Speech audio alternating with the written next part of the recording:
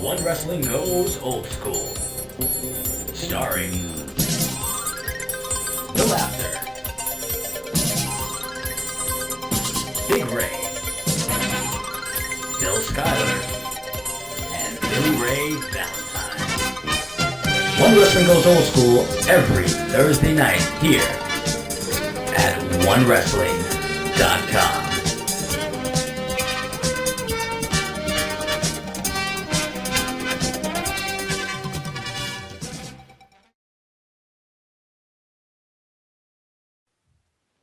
Welcome, wrestling fans. You got the show Bill Schuyler here at One Wrestling Goes Old School. I am here with my tag team partners, the Prince of the Podcast, Billy Ray Valentine, Big Ray show, and we have a special guest tonight. But first, I always got to give homage to the Godfather, Bill Apter at Apter One Wrestling, at Apter's Alley on YouTube. And our special guest, the original Glamazon, the first and only true Queen Kong, better known by fans of G.L.O.W as Matilda The Hun. Right on. All right. Nice. Yes. All right. In women's wrestling, as a fan of women's wrestling, I felt and still do that she was the greatest female heel in the business, and I put her up against Moolah, Sensational Sherry, anybody they got out there today. I put them in the ring against her at any time. Oh, respect. And I give ultimate respect to the Queen at all times and bow to the mighty Queen.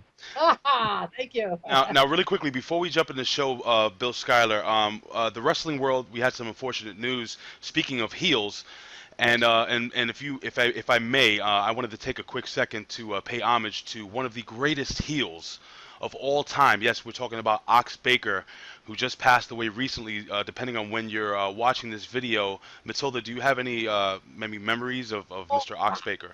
Ox Baker at the Olympic Auditorium. He scared me. Fantastic. I was just in the business, and he's in the ring, and he's up there glowering at me. He knows I'm dying to get in the business, and he went up and he put on a special show just for me. Oh, he was scary and great. Wow. He was proud of me and snarled at me. I loved it. Very cool. So what we're going to do is we're actually going to cut away really quickly, and we're going to pay a little homage to the late great Ox Baker. Yeah.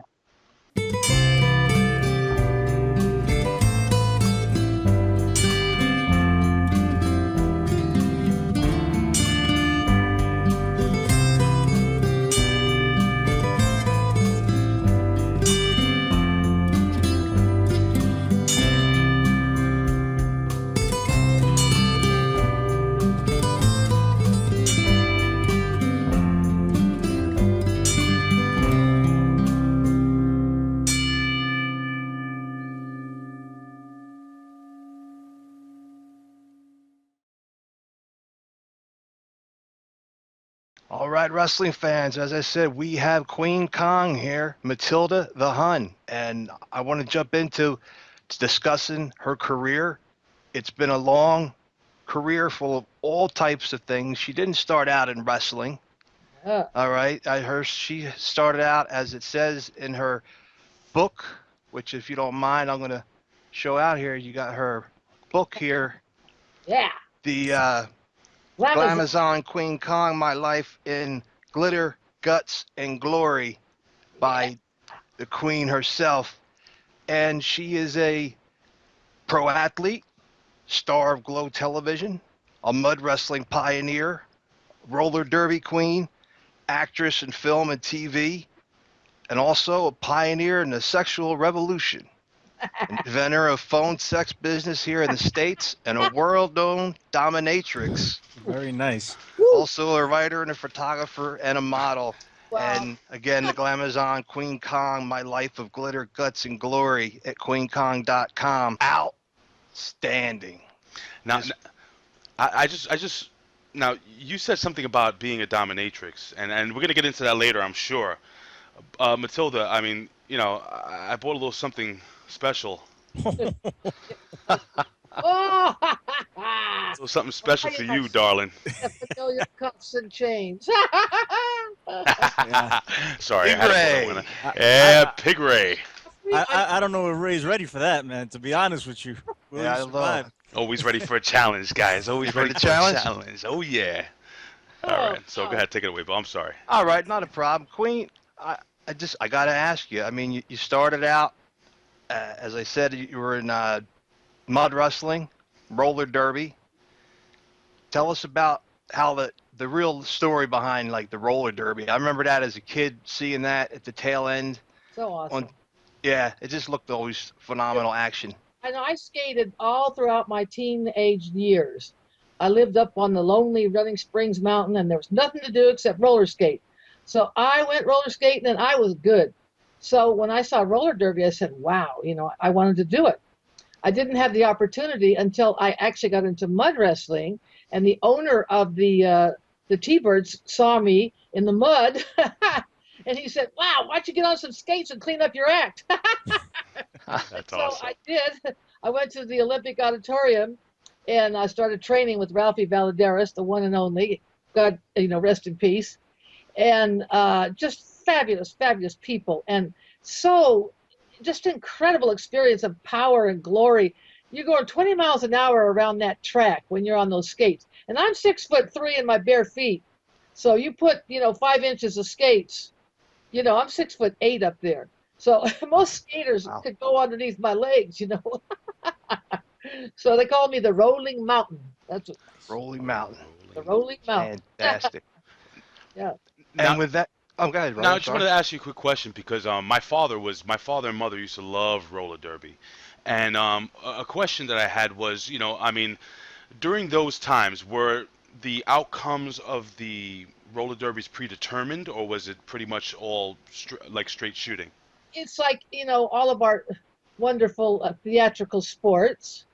It's a bit theatrical and a bit real. And sometimes it's a whole lot more real than theatrical, especially in roller derby. There's much more injuries in roller derby. I mean, there's teeth coming out.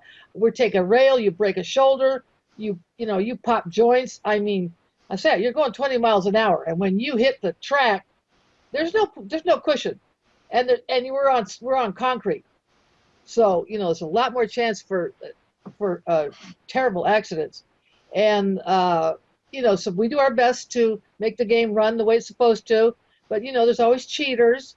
Those points, and then roller derby, I must say, the dirty tricks are the dirtiest. Oh, wow.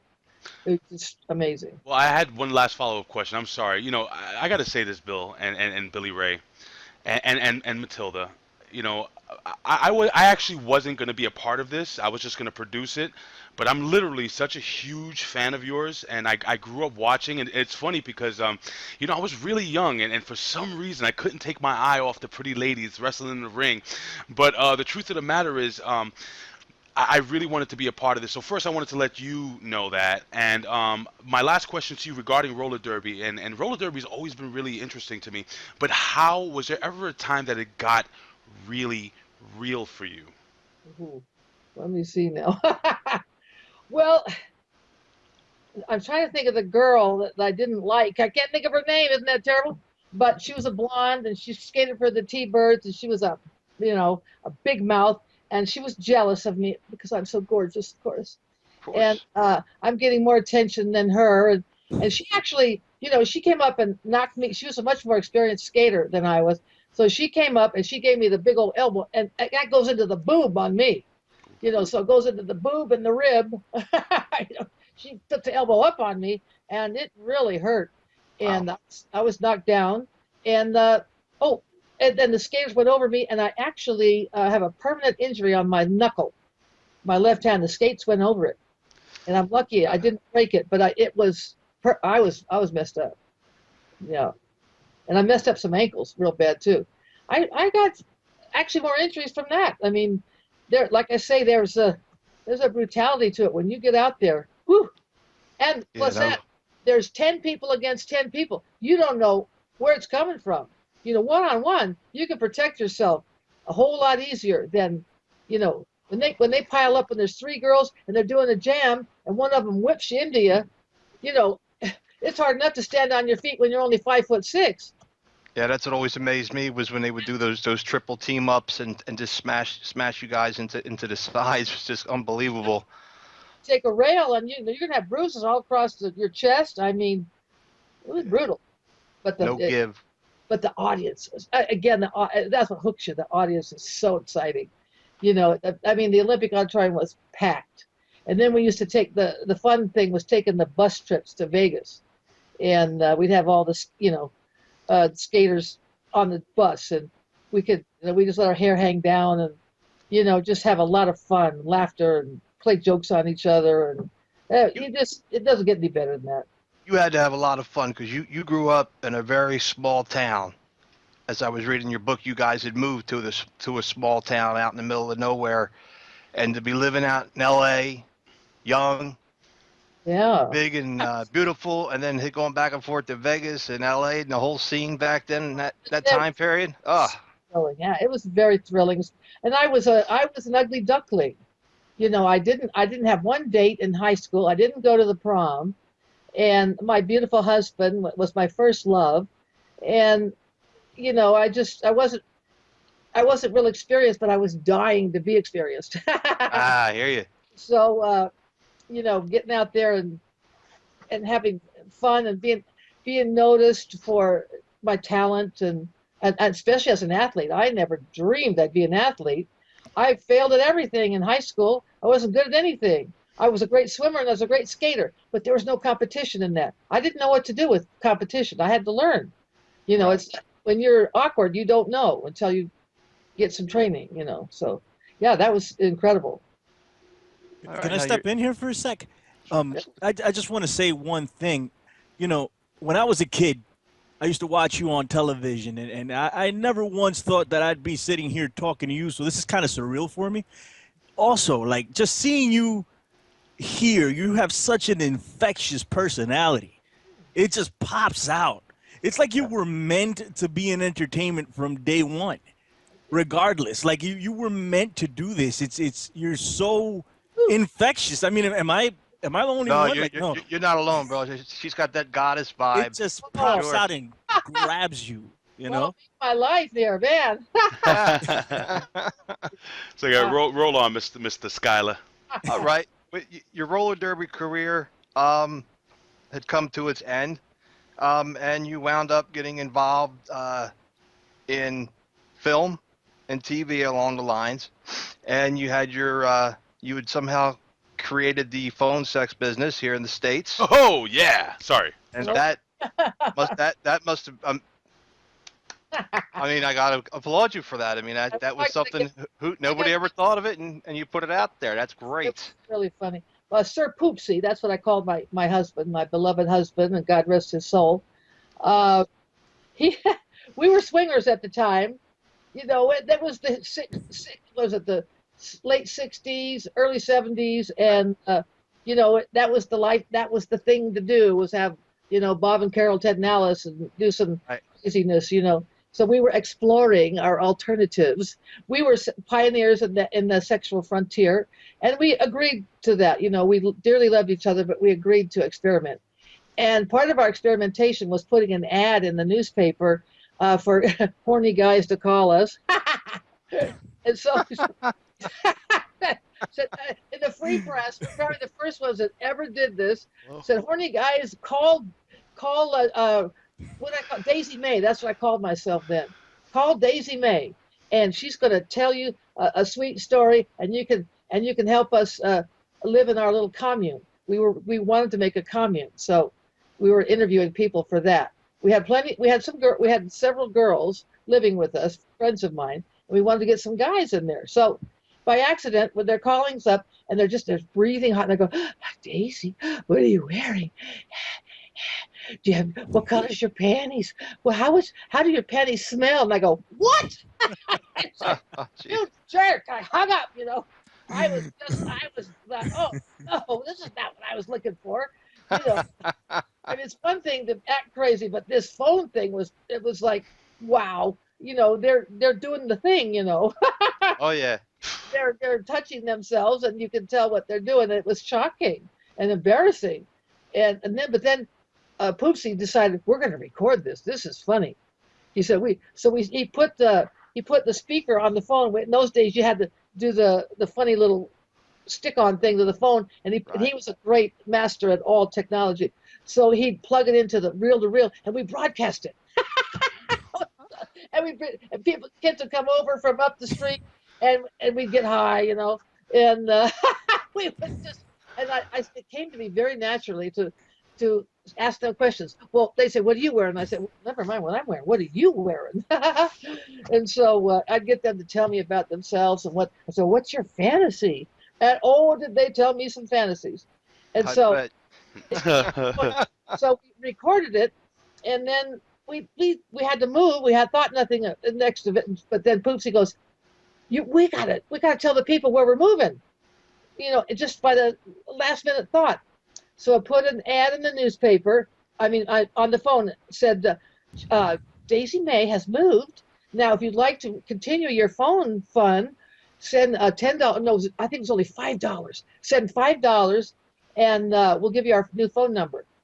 And by the time we had moved and set up our new address, I had $300 in the mail, and that's huge money. And then back then, that's big cash in those days, and that's for 1 week, $300. We said, "Whoa, this is our next gig," And so we set up shop, and we had other girls. It was great fun. Wow. Wow is right. Wow. I got to tell you guys, my first real beating was because I ran up a nearly at the time $180 phone bill. Oh God. Calling 976 whatever. Yeah. And I blamed it on my brother. My brother got the beating first. Well, we were the very first telephone sex. That means no 800 numbers, no 876, no nothing. That means we were complete virgin territory. Nothing in the whole world. We had telephone men on the wires hanging over to watch what we're doing. And, we had people plugging in from all over different countries. What's going on over there? I turned into Juicy Joy, and then we started, yakking them off and making a little drama every day on the telephone. And we operated really cool for like a year, and we were living. We thought, wow, this is great. What fun. And we were making, and I'm writing, my husband and I are writing stories, and we're doing real sex stuff before it was even called real sex, for the newspapers and all kinds of stuff. But then, knock, knock, knock, the FBI is at the front door. Oh, nice. They always got to spoil the party, don't they? J. Edgar Hoover. We're a little stoned, we're having a little fun, a little bit of stone. And there's the FBI. He's right there. He's like, he's shaking. He's shaking. He's so nervous. He says, what are you doing here? You're doing something criminal. We know it. What are you doing? He said, we heard you're running. We said, what officer? What are you talking about? He said, we heard you're running an international prostitution ring. I said, oh, that's news to me. Come on in. And so he comes on in. We take him upstairs to the boiler room. We got, 5 phone lines, and nobody's even working that day. So I pushed the button, played him the message, and and you can see he's got a little action going on in his pants. Whatever that is. Yeah. Sorry. Just gun. So he gets all nervous. He goes, well. And I said, is there anything illegal? Are we doing anything illegal? Because, of course, we checked it out, and we were not doing anything technically illegal. But they said, we will find what you are doing illegal, and you will be in jail. So then we go to the lawyer. We said, what do we got to do? $3,000 an hour for in federal court. It was they were trying to, charge us with a federal crime.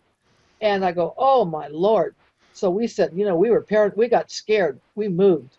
I mean, we were too scared. But come to find out, within a month, the 800 numbers were born. There you go. The government was in on it like anything else, as they say. You can't prove it, but, come on. Funny that it happens that way, huh? Yeah, just a coincidence. Is this from that? Is that where the dominatrix That's aspect where Queen was created? Queen Adrena was born. Because in the newspapers, I'm showing pictures of myself, and I'm all decked out. You can see how tall and beautiful I am, the Amazon and whatnot. And I look towering, even when I'm sitting down. So the guys are calling, and of course I advertise that I'm 6'3", so I'm getting all these phone calls. Oh, I want to be your slave. I want to be your slave. Well, what can I do? I want to kiss your feet. I want to smell your feet. And I go, oh my God, no. My first reaction is, this is disgusting. I will not do this. And then, of course, within a couple of weeks, I'm going, started reading all the stuff, Venus and Furs and the Story of O and all the classic writing about that, and now 50 Shades of Grey, all that stuff. Sure. Of course, that stuff is not, they don't know what they're talking about. But anyway, the classics. And then I became a premier dominatrix. And since we couldn't do the phone anymore, we graduated to being a photojournalist for the Free Press and the Star newspaper. And we were, long before any real sex, or long before the letters to Playboy, we were publishing real letters of real people doing real sex stuff. And we were having a lot of fun. Like I say, taking pictures of myself and doing my domination adventures. I have pictures. I'm shocked that I even got hired at G.L.O.W because they had no idea. It's just now I'm starting to spill the beans about who I was. I didn't tell those girls. I didn't tell nobody what I was doing, because I had distinctly separated Queen Adrena from Queen Kong. And, well, to protect my kid, number one.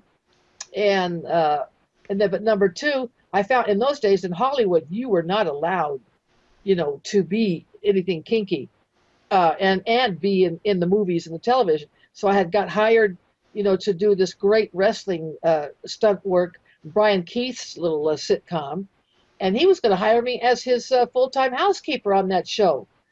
And they saw an ad in the Free Press. Queen Adrena said, "Come on down, be my slave." And I said, "What are you doing? What?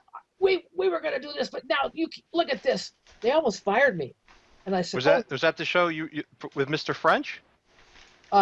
Yes. Wow, Yes. how about that? Yeah. You were going to play that? There I was, and the Killer Tomato was there too, one of the gorgeous ladies of wrestling. Debbie. Anyway, Killer Tomato. She became I forget the name in G.L.O.W. Isn't that terrible? But anyway, so we were there on the show having a fantastic time, and then I almost got fired for my Queen Adrena adventures. So bang, boom, zip, Queen Adrena went underground. Now I have a quick question, really quickly before you move on. Not a question, but more of a statement, because a lot of people, and I want you to really look at the camera when I say this to you. A lot of people have a certain perception of people who are dominatrix, and they think that they're bad people.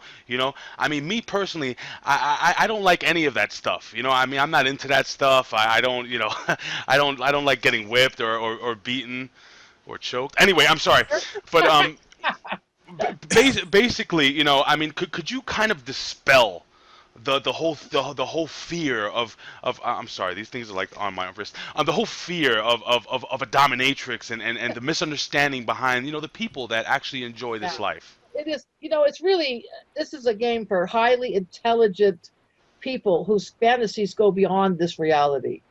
It's a power exchange. Right. So the roles are clearly defined. And there's always a safety word, and that's the way it should be. Banana. I'm sorry. That's a Family Guy thing. Banana. I'm sorry. Anyway. So, Banana's going in the sling right now.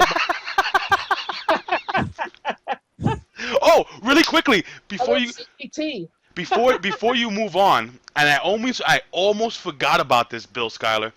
All right, of course, Bill Apter, who we all know, sends his love and affection, but also a very special person who sends his love and his regards, and that is the concrete cowboy himself, Paul Big Bear, brother.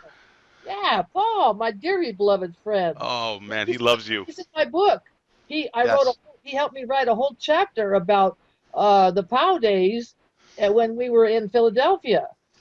And the Philadelphia fiasco was that chapter. What a great it was. That's a story there. But he's Dan McLean when he went up there, he said he was hitting him in the chest and just looking down at him like he's like 7 foot tall, and David's like right here, "You better not mess with my girls." And Cowboy goes, "Yeah, well, you better get the F out of my way, or you're not going to be on this earth much longer." Yeah. Well, jumping a little bit ahead, getting to that part aspect. Let's get the G.L.O.W. When they put the word out, and basically like a agent calling for actresses to try out for what did you guys know it was a pro wrestling gimmick? No, I'm just struggling, and my friend Charlie Haynes, who she did the G.L.O.W pilot. She was Salt, and my dear friend, and I trained her to professionally wrestle, and we're always looking for some acting. We're in the mud. We're doing all the mud stuff, and we're getting a few hits off character acting roles, and we're studying acting and stand-up comedy, anything that can get us in the door. And we see this ad in the drama log, and that was the premier newspaper in those days for anything Hollywood. And Matt Simber, the director and creator of the show, had written a pilot and about gorgeous ladies of wrestling. I think he had the name right away in his mind. He's a very good writer. We'll say other evil things about him later, but he had a really good idea. Of comedy, music, and wrestling, and that's how he put the ad out. Girls who want comedy, music, and wrestling, we have a potential television show. And so we had girls showing up, running around the block, a big old hotel. Well, before that, I went and met Matt in Hollywood one-on-one. He was gathering images so he could sell his pilot, so he could get funding, for the pilot. And I was one of the original choices he made. And of course, he wisely made that decision. Oh, without a doubt. And I had the song "I Eat Raw Meat" ready to go. Yes. I was going to ask you about that. Yeah, and I had the polish of almost 20 years under my belt at that time. I was 35 by that time. And, so I had done quite a few television shows and quite a few film. I was a star in London of mud wrestling films and Foxy Boxing and all kinds of stuff. And so I had a lot of credibility as an actress, and he liked me and I liked him. I love his creativity. And so then he took me under the wing, and he always included me in his special meetings. Of course, I'm so naive that even at that time I'm going, "Oh yeah, this is really a good guy. We're gonna get to do the thing I really love. Wow." Music, comedy, and wrestling. It was my dream for 20 years. My friend Charlie and I, and anyone else that would want to listen, that was my dream. Put it all together, combine hee-haw and and comedy. Comedy and wrestling, and just MTV. It was like, it was very. It was a seller. It was money. And it was brilliant. It was timely. It was so timely. You'll never see anything like that again, because it was the time of change. That's what made it such a phenomenon. We became the ultimate role models for women in any sports, not just theatrical sports, but in all sports. Before G.L.O.W, women did not make any money in sports at all. Not tennis, not golf, not anything.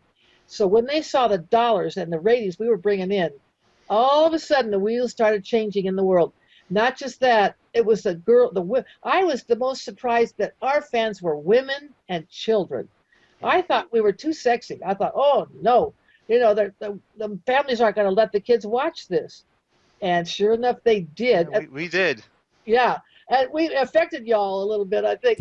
Just a bit. Oh yeah, just a little bit. I just really quickly, I had no idea why I couldn't stand up.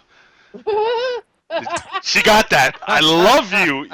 I'm like a 9-year-old boy. Like, I don't want mommy looking at me. Oh, I feel so funny. I'm sorry. Isn't that great? I love that. Wow.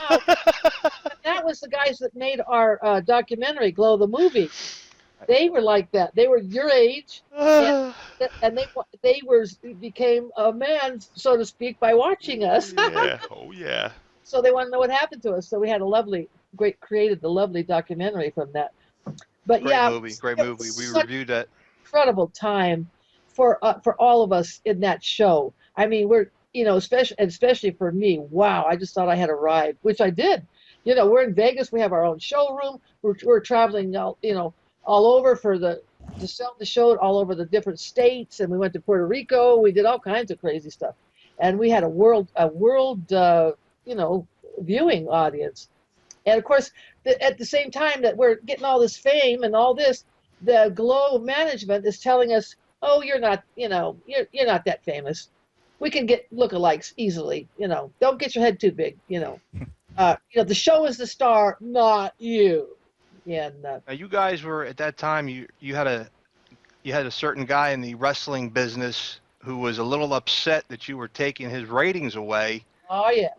Vincent Okay. Kennedy McMahon. Mm-hmm. And did Vince ever go after any of you girls to try to bring you into? Oh no. When he switched over.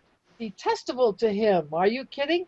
In fact, as a matter of fact, when I left G.L.O.W, I asked him if I could work for him, and he said, I got a letter from his, I forget the guy, his main promoter at that time, and I can't think of his name.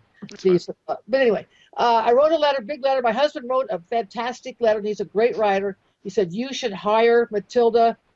She was Queen Kong. She's great. Get her on your show. They said, we cannot use you at this time. So we tried. And I had tried years earlier to be with Moolah, but that was another story. And anyway, no. That'd have been fantastic. I'd have loved that. Yeah, it sounds like somebody really dropped the ball on that one, man. Really. Oh, he detested us. He was so jealous. He was so Well, jealous. you guys were kicking their butts in the syndication.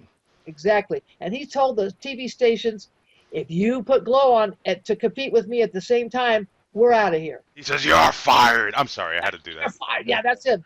That's funny. And then, what else? Not only that, he, that's another, as we progressed to POW, we could say what he did there, that he went into the towns and he gutted them financially by moving his show up 2 or 3 weeks ahead of time to knock us out. Yeah, he did it to everybody. He cut down every territory he could get a hold of because if you're good, he wants to kill you. Yeah. In that way. And so but that's not the only thing that destroyed POW. It was all the lawyers from G.L.O.W hunting us down. It was that's too bad. That was so crazy because the year and a half, amazing how much we did in a year and a half that I was there. Well, I worked a year to create the show and to talk to Matt and everything, and then go and help train the girls in downtown Watts with Mondo Guerrero. That's right. Mondo, yes. Great. You got to see that experience. Oh, my God. Here we are in Watts, the filthiest little strip in town, right? And it's a boxing gym that reeks of urine and piss, of my kind of town. I'm sorry. Yeah. And in the ring, spittoons in the corners. Oh, God. You would start. Mondo did a film, Grunt, correct? Yeah, during that. And you were in that. You were in that movie, I believe. Is right? Yes. Yeah, we're both in that. That's one of our films we haven't reviewed yet, but it's one we'll be doing soon. Really quickly, Queenie. You worked with. Am I correct? This is off the top of my head. Didn't you work with Ronnie Dangerfield? I did work on his movie. His last you did. movie. Right. I think oh boy. Anyway, his last film, and I didn't. Unfortunately, you don't get to meet the people sometimes. I know somebody you did meet. What about that little guy from Canada named Rick Moranis? Lord Helmet in Spaceballs. I heard you some stories about him. Little Ricky Dicky. Oh, wonderful. Little Dicky Ricky. Anyway, I thought he was talented. I liked him. But then I get on the set. First of all, I love Mel Brooks. And he was so cool to hire me. I still get residuals from that movie, Spaceballs. And of course, I was the bearded lady and had my, I never got hit on more than I had that beard. Sexy today, baby. Running around the Paramount lot, and people pinching me on the ass while I got a beard. That was I'll never forget. Oh God. I get 2 scripts in the mail, and I am very professional. I will study my lines. I will do what I need to do. And so I didn't get the final script of what I was supposed to say. And so I asked Ricky to run the lines with me. I'd never met anyone that wouldn't run lines with me before or after. You know, he would not run the line. I said, can you help me? Can we run it a couple times? And he goes, like that. Oh. You know, I was dirt underneath his boot. Oh my God, he was pompous and rude and unnecessary. You know, it's one thing if you're just a grunt little extra, but I am a featured actor. Thank you. That's right. You weren't just somebody that Wasn't just hanging out in the crowd. I would never treat anybody, even a hanger-oner in the crowd. I'd never treat anybody like that ever. That's what they tell you sometimes. Sometimes you don't want to meet your heroes. You get disappointed. And I'm glad tonight we did not get disappointed. Well, I have a quick question, Billy Ray. You're really into film and editing and all that cool stuff. Have you had any questions? I mean, we do have a legitimate Hollywood actress or actor. Well, yes, darling, yes. I have a new movie coming out. We should talk about that real quick. Sure. It's called The Dog Wedding, and we filmed it last year. And do you guys know? He has so many different names. I have. He was Matt Bernard, the Lord something or other. Matt Bloom, Giant Bernard. Okay. Yes. Yes. Matt Bloom. Yes. 6'10", incredible athlete. Oh my God, he's incredible. Yes. And he can move. He can move so great. Him and I have that in common. For such big people, we're very graceful and very powerful, and he is. And he's covered in tattoos. But anyway, I played the Dog Wedding. It's a cute script, darling script. I play his mother, and it's really hilarious. It's some very funny scenes we had. And he's my little Snooky. But anyway, in a cave. In your wrestling career, did you have the opportunity to wrestle in Japan at all? Yeah. Me and Beastie, the Road Warrior, and Tiffany Millions went over there. We kicked butt. I said the Japanese would have had to love the gimmick. Oh, we stayed there and made money as Reggie Bennett did. She dominated over there. Yes. And but yeah, we did good. We went over there. We opened up the original arena in. I can't remember the city, but it was a huge opening of the big arena just outside of Japan, outside of Tokyo. But anyway, we went there. We were treated very good, very well. We were paid very well, treated very well. Of course, you better know what you're doing with those Japanese wrestlers. Everybody knows that because they are tough. And those girls start when they're 16 or even younger training. And the good thing about Japan is they retire them when they're 30. They're so cool. They give them if you get famous and you do a good thing, they give it back. They give you a bar, or they give you something to cash in on your fame. It's so brilliant. Wow, I don't know if they do that anymore, but they did it then. Because I know Bull Nakano, the famous Japanese women's wrestler, she was given a bar when she retired from All Japan. They're smart about it. Wait. What do you mean a bar? Like they get free liquor and stuff? No, you buy your performer their own establishment, and they get. Are you serious? Yeah. That is awesome. She has Bull Nakano has a famous watering hole over in Tokyo. But real quickly, I'm sorry, I don't mean to cut you guys off. Billy Ray, you had a question. What was your question, man? Well, I didn't have a question. We were talking about the film and it went all over the place. Right. Yeah, but I was just wanted to say that Spaceballs is one of my favorite movies of all time, and you were in it. It is, and that's awesome. And anytime anyone talks about Spaceballs, I have to reiterate one thing: that good will never triumph over evil, because good is dumb. Please continue. I was waiting. That is, I'm sorry. It is probably one of the most hilarious and classic comedies. It's timeless, and we have a guest that's on one of the greatest movies of all time, in my opinion. So very, very cool. You guys are awesome. You have such good taste, I must say. That we do, my dear. That we do. So now you got in the G.L.O.W. You met in Hollywood. they started picking out all the girls for the first season. How was the difference in the seasons as they went through between that first and second season? The pilot, of course, was, we had Tina Ferrari, who went on to be Ivory in WWF, and we had such an incredible original cast. I mean, from when we first started choosing, and I was sort of in on the process a little bit, Matt would ask my opinion, but he had an eye. He had an eye for talent, and he knew what he wanted. He knew that he wanted girls that could deliver. It's not easy to deliver comedy and physical sports as well, right. and have that grace in the ring. And it's hard.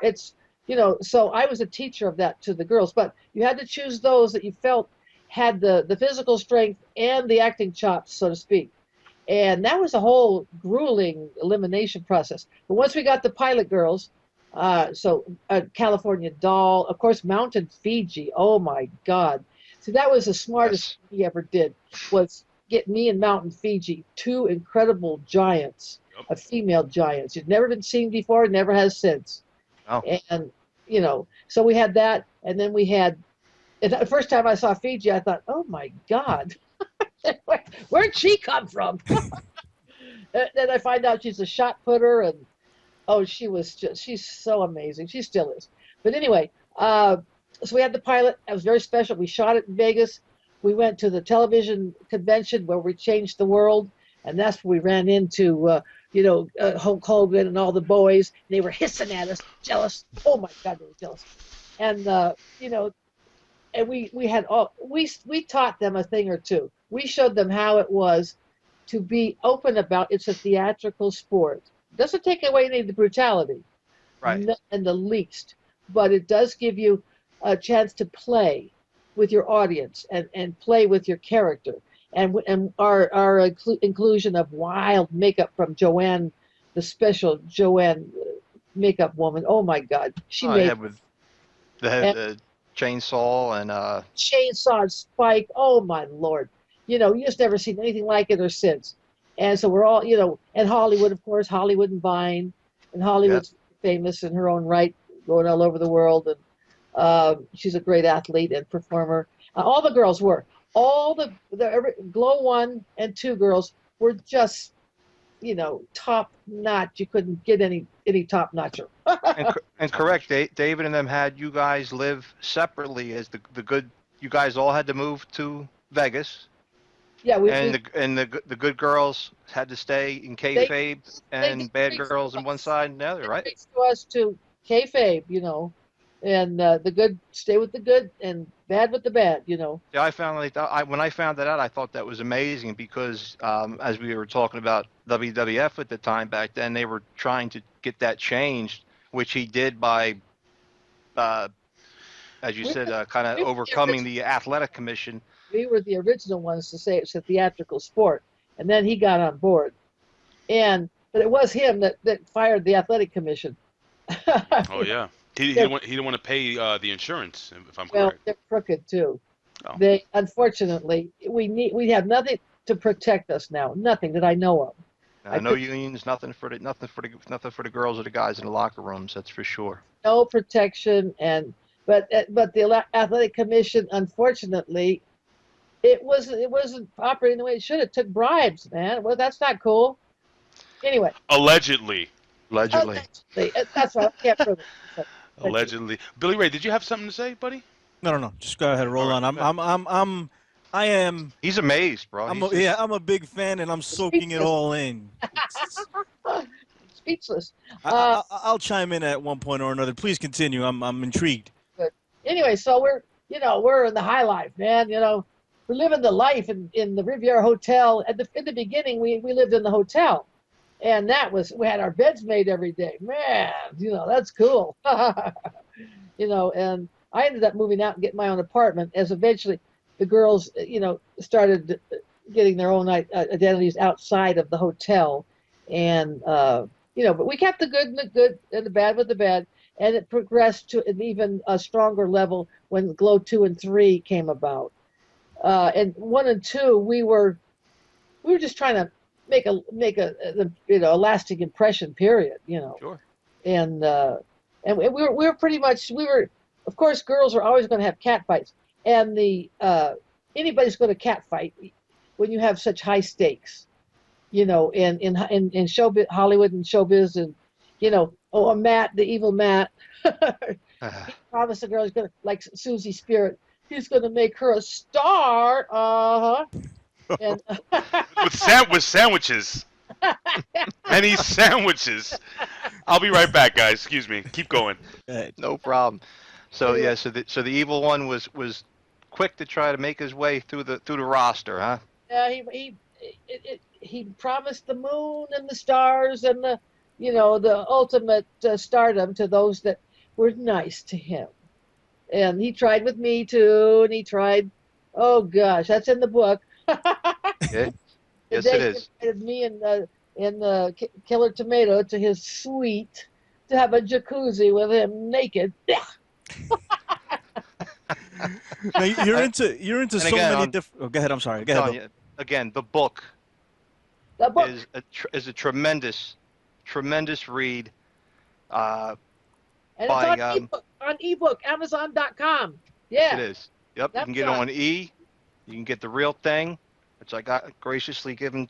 Queen took care of me, and it is just a tremendous. My life of glitter, guts, and glory, or guts and glory. Got me tongue tied, but fantastic So book. we were transitioning from G.L.O.W 1 and 2, and Yes. so we wrapped it up. We're at the point where we need to sign a new contract, and for G.L.O.W for season 3. And my husband and I, he wanted to. He was mad, and he had good reason to be. I'm away from home. I'm making 1/3 of what I was being paid in Los Angeles for my work. I have support, my family, my son in college, and I said I need more money. And I said, I not only need, if you don't want to pay me more money, then give me the rights to get commercials and films that are being offered to us, not just me, Fiji, all of them. They turned down $1 million Miller beer commercial for me. And I didn't find that out until afterwards. But Wow. Anyway, so we know that there's something missing. Something's wrong. Something's, there's a mess in Denmark, as they say. But so we went to the negotiating table, and we said, me and Tina Ferrari and California Doll and Farmer's Daughter and David McLean was not in on it at that time. I mean, he was, but we were negotiating with him. If they didn't do what we wanted, we were going to go off and do our own thing. We had made up our mind. We were tired of the BS. We knew that they were pirating the show. The distributors of the show were pirating it and selling it to European distributors, pocketing the money. And there's a lot of really, really ugly stuff going on. So we said, new contract, better money, better treatment. Just give us some extra work. No, at the table they said, you're nothing. You're fired. We'll get lookalikes. And that's what they did. They begged to keep Hollywood and Fiji. They kissed up to them. They wouldn't kiss up to me because they knew I was the leader, the ringleader of the girls. And we had made up our mind that we were going with David, and we did our best. We did a good shot at PWOW. And of course, there's always corruption and everything. But anyway, so G.L.O.W 2 and 3 were the combination of the gorgeous ladies that I'm just getting to know now. As a matter of fact, I wouldn't have got to know them if it wasn't for the film G.L.O.W the movie, and that gave us a reunion, so I could get to know Godiva and Roxy Astor and MTV, and I had been friends with G.L.O.W Daisy and with Beastie because they lived in Los Angeles. And Big Mama, we had done work together, and we worked with Sherman Hensley, and we somehow we got hooked up. A few of the girls and I got to know each other, but the rest of them I didn't know until I did the reunion, and so then we keep trying to revive. But those girls were great. I mean, they're absolutely fabulous. But once you have the cast of Dallas, so to speak, you try to get lookalikes. It's just never quite the same. Doesn't work. Oh, you get Falcon Crest. Yeah, Falcon Crest. I'm sorry, that's over the head of anybody who's about 20 years old. Yeah. I was just about to ask you to explain the reference. Uh-oh, I forgot we got a youngster. Just a little bit lesser of the glory. But it's good. I mean, I admire all the girls, and I'm finding out just now that we're starting to promote this new show, the Glow, the fan, the Afterglow fan party. Yes, that's what I wanted to ask you. You wanted to Elaborate. What's coming on with that? Because that's growing big. Just now, getting to know Roxy Astor, and finding her absolutely delightful, and that she's and I've gotten to know Godiva, and then Little Egypt, and all these girls. Little Egypt went with us. She quit. We knew each other before. She was in the original Glow. But anyway, so just now I'm getting to know this Glow 2 and 3 girls, and finding them amazing, just like the first crew. I just love them, and there's always exceptions to the rule, but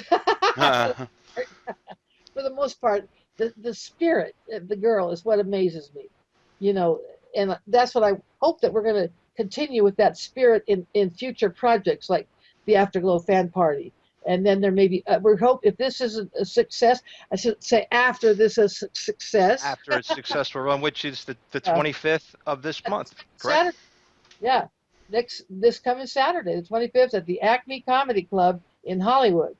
And I think it's on La Brea, I can't remember. Anyway, Acme Comedy Club, the 25th. And it's going to be fun. We're going to do all kinds. We're going to auction off things. We're going to crown a new Glow champion. And wow. The Afterglow champion. We can't illegally get involved with Glow. Is there any plans with you, some of you girls, yourself included, that were the leaders per se of the among the girls to maybe start a new promotion with a younger locker room? That's actually been done, and we hope to promote that. Johnny Carafella, are you familiar with him? No, I do. I know the name. Jimmy Hart and Johnny Carafella worked on Wrestlicious. Yes. And they did a decent. It's been done very well, and it has all the ingredients that we think make a good show: comedy, good wrestling, and characters and storylines and whatnot. So they've struggled because they had a lot of money to begin with, and then the guy that was their promoter lost all his money. His main investor, he won millions of dollars in the lottery, and then he blew it. I have a question. During this auction, Matilda the Hun, will you be auctioning off maybe perhaps some of your services? Oh yes, it would be auction for a knocker locker. Oh, the knocker locker. The knocker. Give him the knock. That's what I was gonna ask towards the beginning, but we kept rolling, so I didn't. I just want to know. They have a great picture of the knocker locker with the two Philadelphia police officers or New York City cops, or she grabbed them both and put them in. Go ahead, Louis. Go ahead, Louis. Please tell the story. Oh, Billy Ray Valentine. Sorry about that. That was in New York. That was Madison Square Garden. That was we ruled that town. That was my dream. It didn't happen except for PWOW.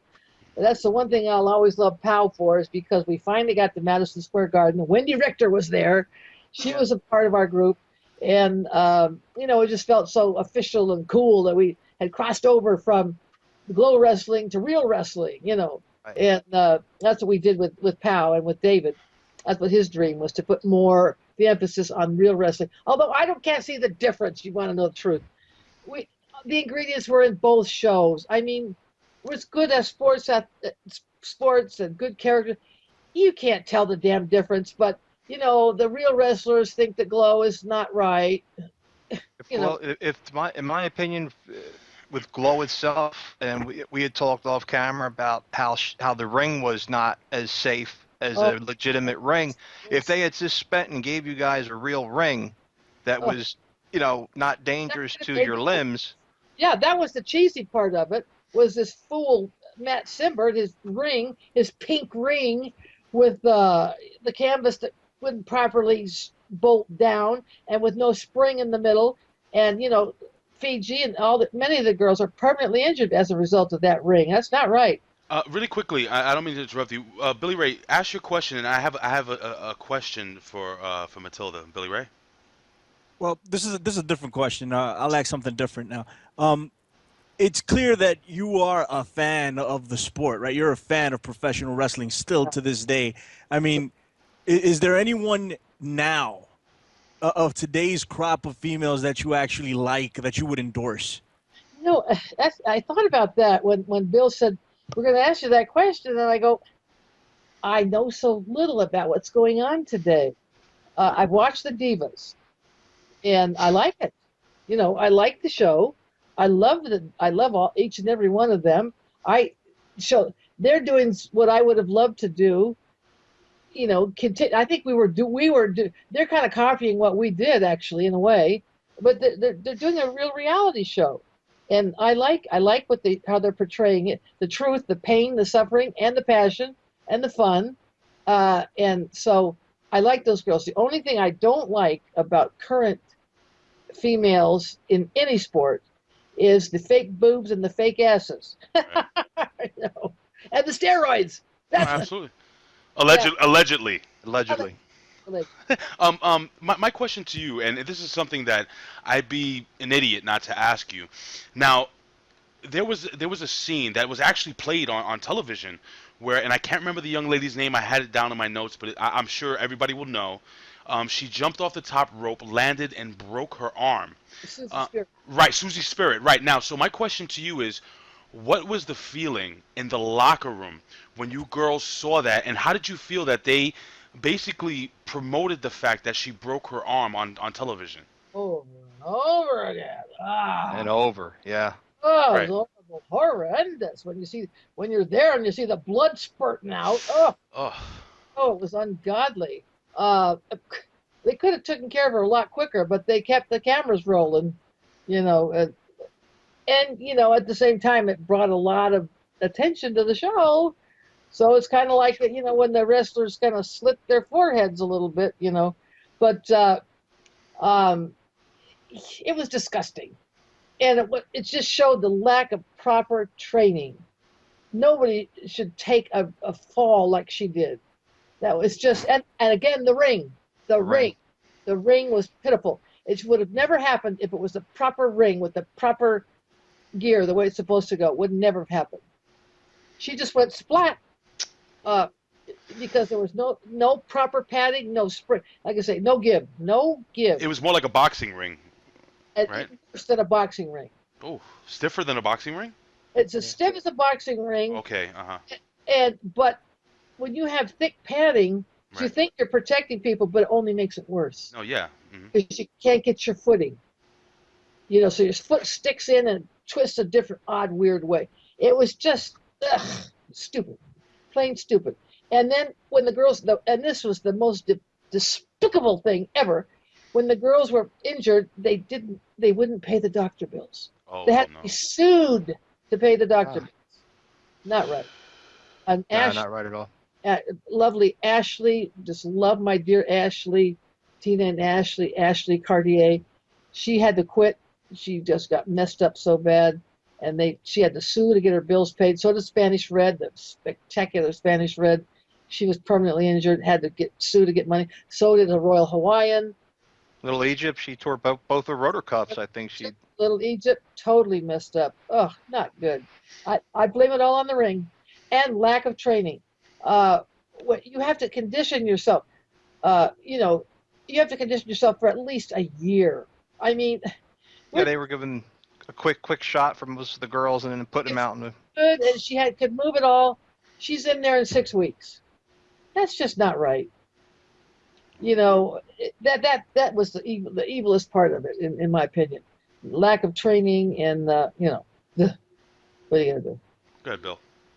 Well, with that, it's been an amazing show with an amazing first guest, and again, nobody more suited to have than the Queen herself as our first guest. She is our first official guest. I mean, now OneWrestling.com, as you guys know, we have a plethora of wrestling superstars, but I don't know if we've ever had a G.L.O.W. legend. No. Wow. Yeah. Thank you.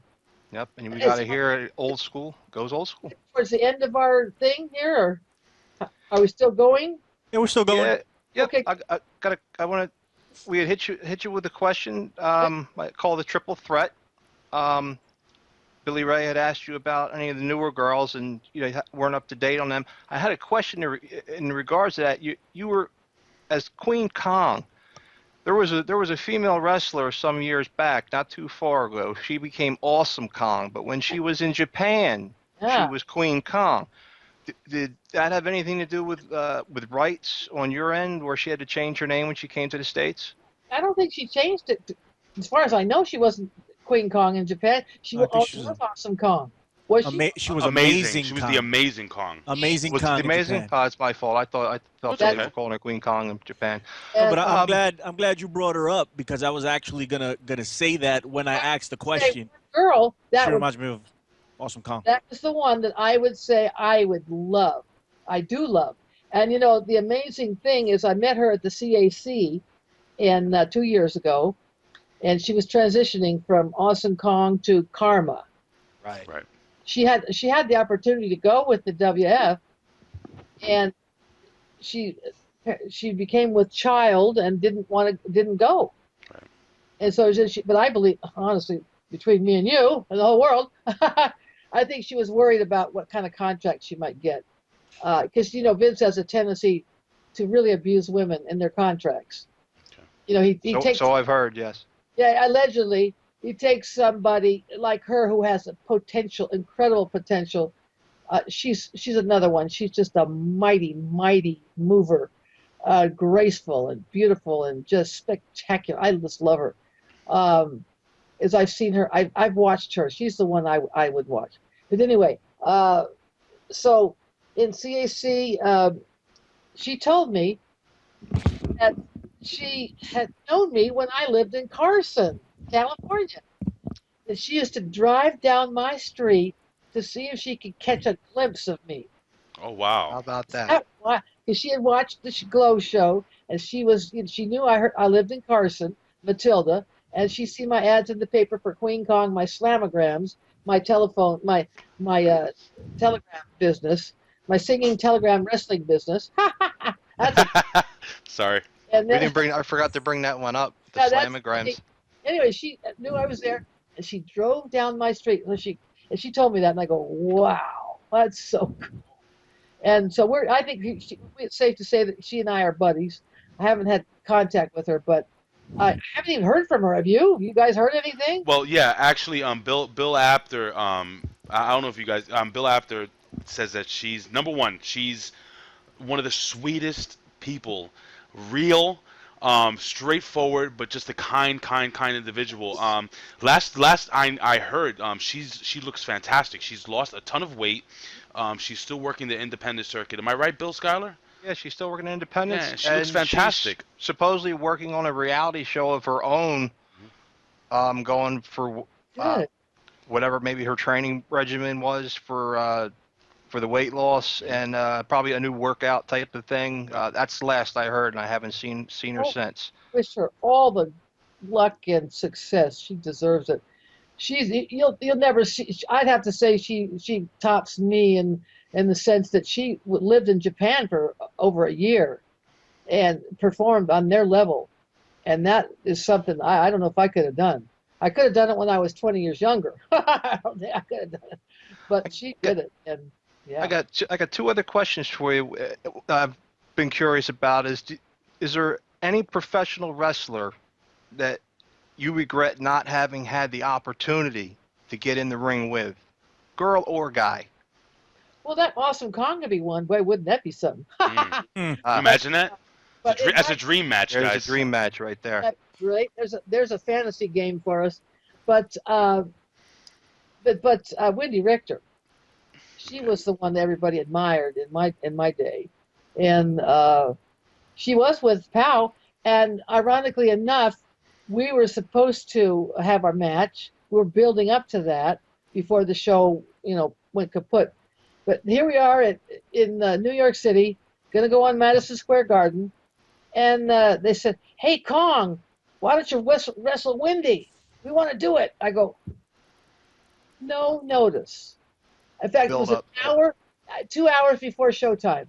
They wanted to give us a match. We both said ridiculous.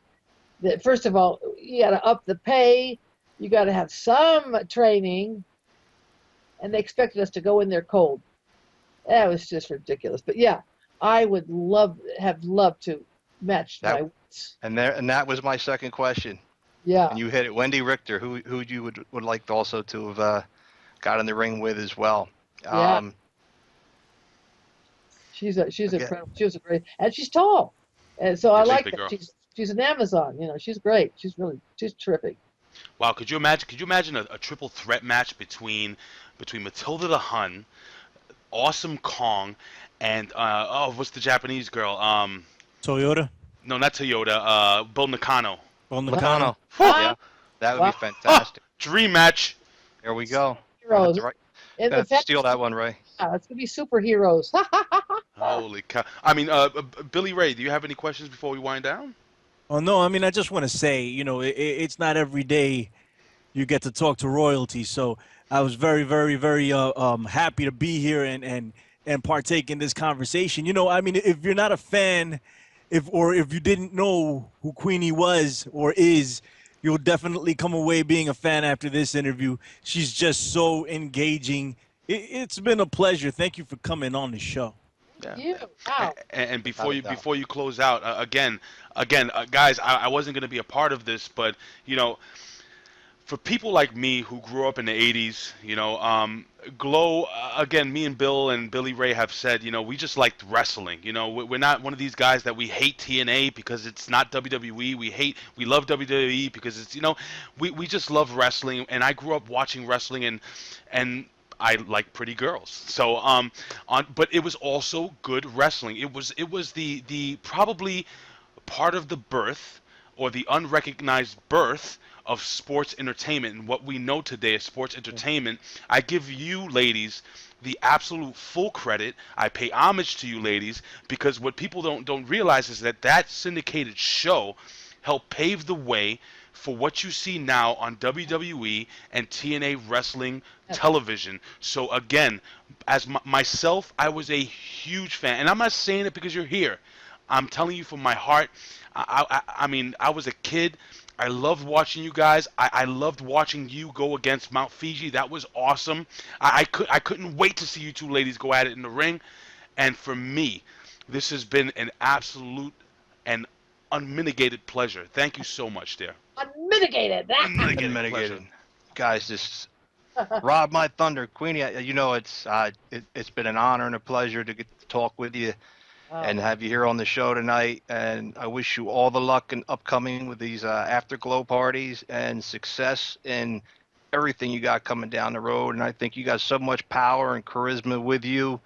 I just can't see luck and fortune not coming your way in what you guys are going on into right now. I need to sell my book. Once again. Come on. Glamazon. My Life of Glitter, Guts, and Glory. Glamazon, QueenKong.com. Go to Amazon.com. Get Queen Kong's book. It's an ebook. Only $10. E-book too. Come on. Buy me a dinner. It is worth now. You can be reached. Social media. You're on Facebook, correct? Got Facebook at Queenie Boo Her because there's a billion Queen Kongs. Right. So you got Queenie Boo Her or Queen Kong on Facebook. And I'm going to start a Twitter and I'm going to do a more social media. But yeah, for now, hey, does anybody want to be my media person? I need help. I think Roxy's might help me. She's so fabulous. Anyway, I need help. My hands are numb. I can't do it myself because that's my neuropathy. And it's hard. Amazing I can do what I do because I'm in the wheelchair, which we didn't discuss. Another story. But it's all peripheral neuropathy, nerve damage. Can't walk, can't type. But I can sit on the throne and have my Skype slaves adore me. Thank you. Yes, absolutely. No, and that's a testament. Let me just tell you guys something. That's a testament to anyone, who has, because my dad was an indie wrestler and he had so many injuries coming. He passed away about 3 years ago. But My father would lose feeling in his hands, and sometimes he couldn't walk, and his back would actually fill up with water.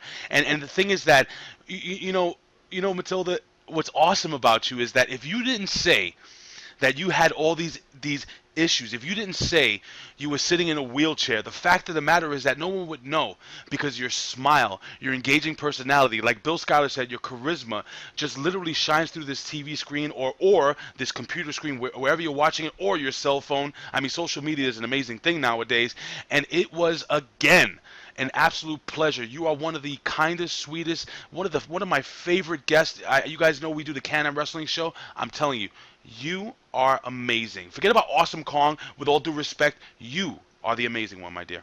I was original before her. Absolutely. Said it, brother. Without a doubt. Shut it, brothers. Bill? All right. Well, I'm going to give you a couple of bars of raw meat before I go. Please. oh, Yes. Raw. please. You ready? Getting ready. You're my raw. I eat raw meat. I eat it plain, from the tootsies to the tummy, from the rump to the brain. I eat raw meat. I eat it raw. You better give me your beef, or I'll bust you in the jaw. Yo, that was so awesome. All right, I'm all right. I'm marking out. You got to mark out on that, bro. Come on. I'm marking out, sweetheart.